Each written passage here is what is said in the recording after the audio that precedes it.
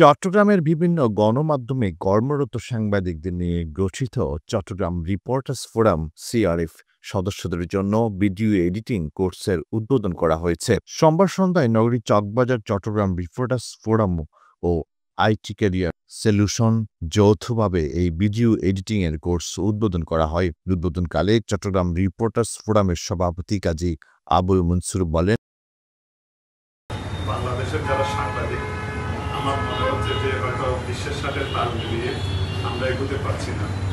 এটার একটা মাত্র কারণ, সেটা হচ্ছে যে এখন সব কিছু ডিজিটালাইজ হয়ে গেছে।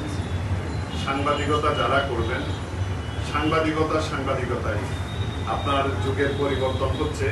আমরা একসময় হাতে কলমে বর্তমান সময়ে সাংবাদিকতা করতে হলে ভিডিও এডিটিং জানতে হবে, এর কোনো বিকল্প নেই। বিগত সময়ে খাতা কলমের যুগ এখন নেই, সবকিছু এখন ডিজিটাল হয়ে গেছে।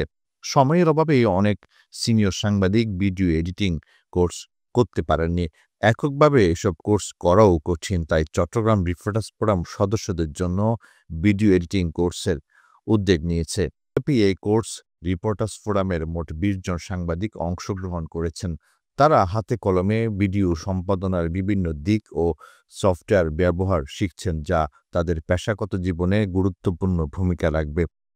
অনুষ্ঠানে চট্টগ্রাম রিপোর্টার্স ফোরামের সাধারণ সম্পাদক গোলাম মাওলা মুরাদের সঞ্চালনায় সপ্তাহব্যাপী কোর্সের উদ্বোধনী বক্তব্য চমৎকার সফটওয়্যার আপনারা যারা কাজ করছেন এবং ভবিষ্যতে কাজ করবেন তারা দেখবেন যেটা কত চমৎকার সফটওয়্যার এবং যেটা দিয়ে কত সহজে ভিডিও এডিটিং করা, ফেসবুক মার্কেটিং করা।